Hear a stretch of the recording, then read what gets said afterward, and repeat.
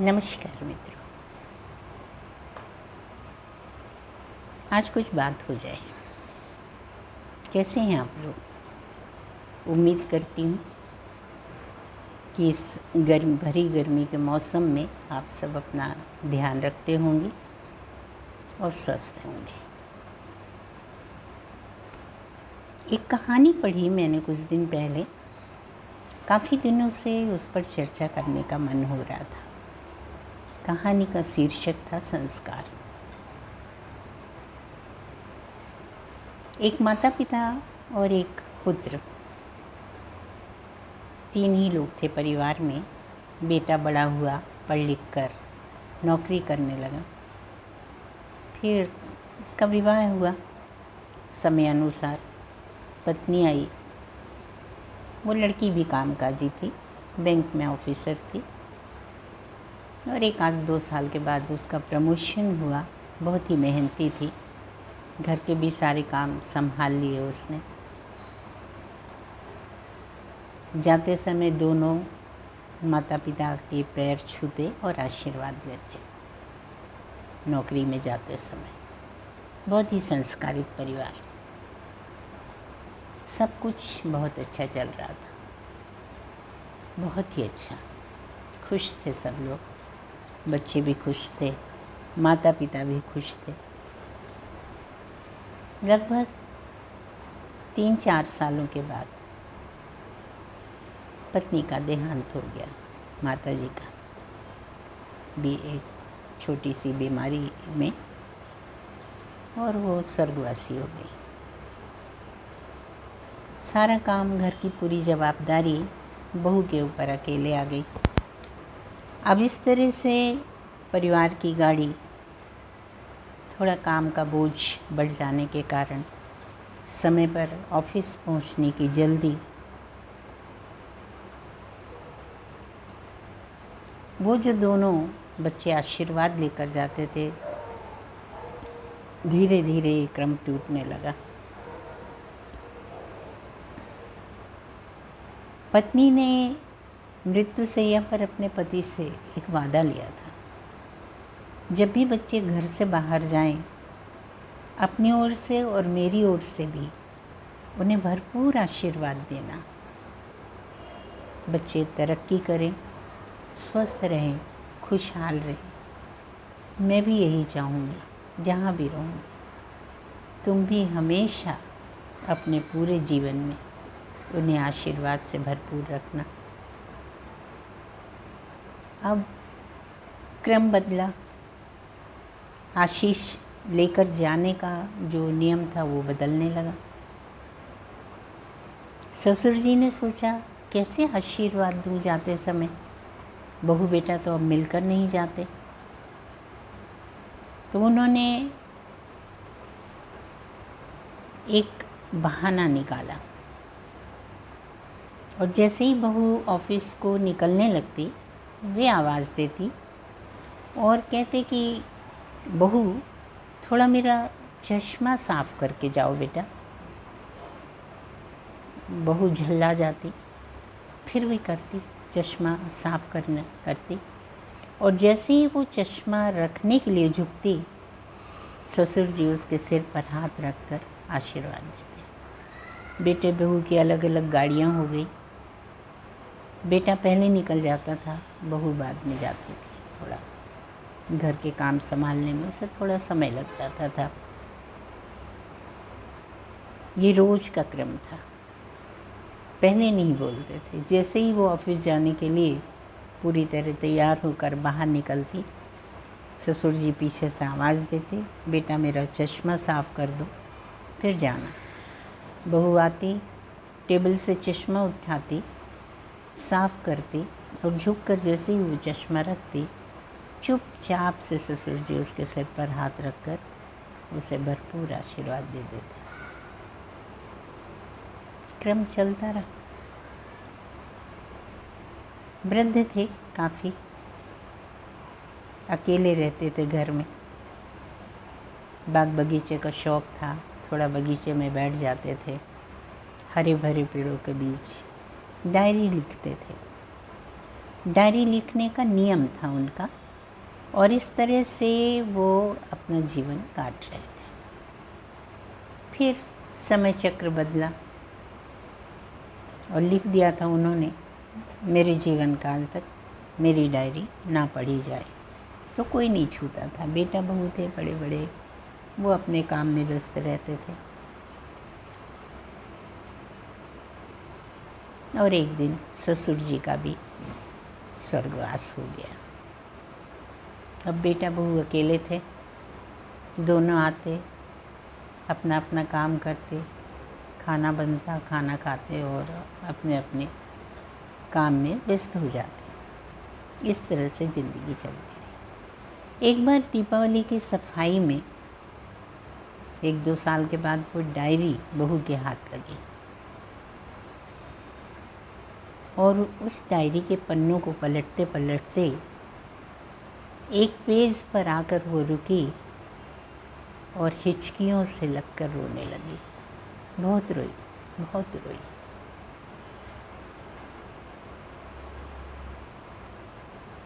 बेटे ने पूछा उसके पति ने, क्या हुआ? तो उसने डायरी बढ़ा दी और कहा कि तुम भी पढ़ लो। पति ने भी वो डायरी पढ़ी, वो भी रुआंसा हो गया। उसने लिखा था उस पेज में, ससुर जी ने पत्नी को, कि तुम्हारे जाने के बाद बहू पर घर गृहस्थी का काम अकेले पड़ गया। अब वो लोग आशीर्वाद लेकर बाहर नहीं जाते या काम पर नहीं जाते, तो मैंने चश्मा साफ करवाने के बहाने से बहू को रोज़ रोकना शुरू किया और चुपके से उसके सिर पर हाथ रखकर आशीर्वाद दे देता हूँ। तुमने कहा था ना कि उसे अपनी बेटी की तरह मानना, प्यार से दुलार से आशीर्वाद देते जाना, बच्चों की तरक्की इसमें ही निहित है। तो मैं ऐसा ही करता रहा। पता नहीं बहू को ये अच्छा लगता था या नहीं, मैं नहीं जानता, पर मैंने ऐसा किया क्योंकि मुझे तुम्हारा वादा निभाना था।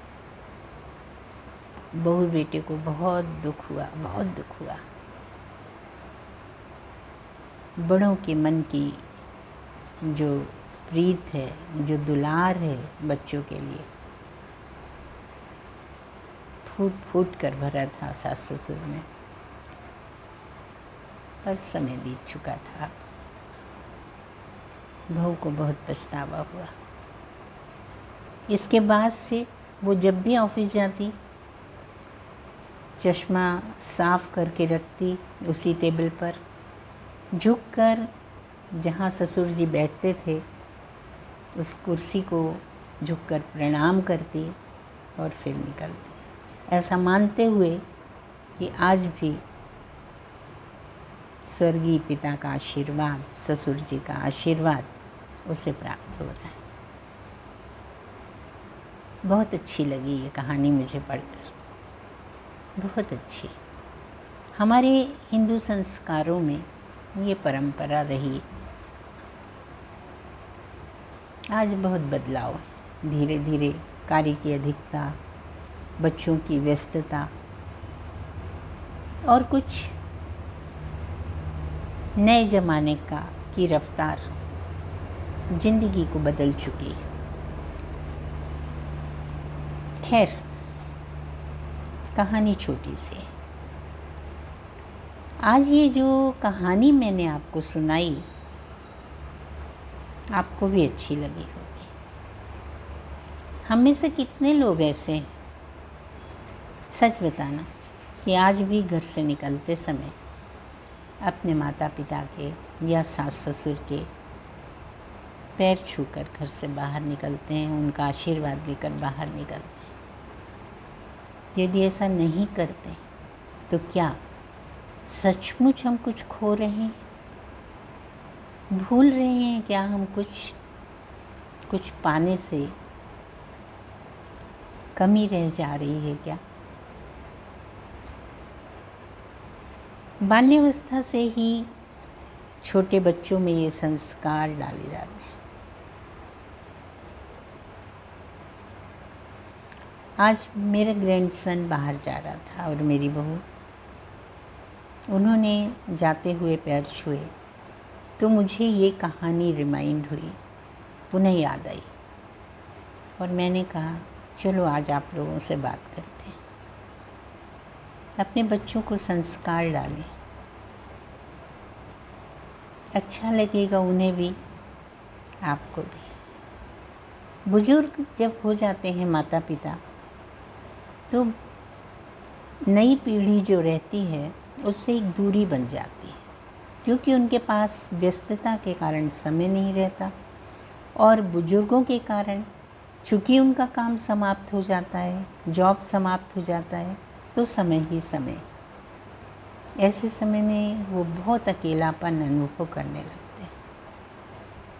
उन्हें अकेलापन महसूस ना हो, इसके लिए भी जो नई पीढ़ी है उसकी जवाबदारी है कि उन्हें कुछ ना कुछ इस तरीके की छोटी छोटी बातों से अपना लगाव बनाए रखना चाहिए। और प्यार बांटने से मिलता है।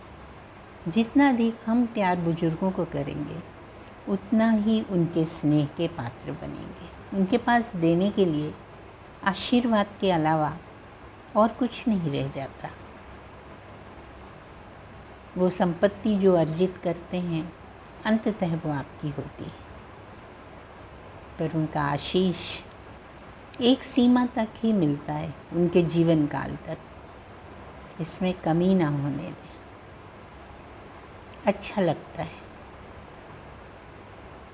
अगर नहीं डाले हैं आपने अपने बच्चों में संस्कार, तो डालना शुरू करिए। आपको भी अच्छा लगेगा, आप भी एक दिन बुजुर्ग हो जाएंगे, और फिर इस चीज़ की कमी महसूस होगी कि घर में आपकी उपेक्षा ना हो।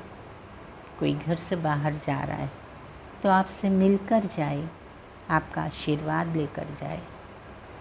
प्यार बांटो और प्यार पाओ। संस्कारित करना चाहिए बच्चों को, और बालपन में जो आदत उनकी पड़ जाएगी वही तो उनका संस्कार रहेगा। उम्मीद करती हूँ मेरी आज की बात आपको अच्छी लगेगी। यदि अच्छी लगी हो तो प्लीज़ इस वीडियो को लाइक और कमेंट ज़रूर करें। ऐसी ही कुछ छोटी छोटी बातें लेकर आती रहूँगी। कविताएं तो सुनाऊँगी, क्योंकि कविताएं मेरी हॉबी हैं, पर कहानियाँ भी सुनाना कभी कभी अच्छा लगता है। आपको भी अच्छी लगी होगी। अगर अच्छा लगे तो अपने बच्चों को भी सुनाइए। उनके प्रति भी आपका दायित्व है और आपकी जवाबदारी भी है कि उन्हें संस्कारित करें। हार्दिक आभार, धन्यवाद मुझे सुनने के लिए।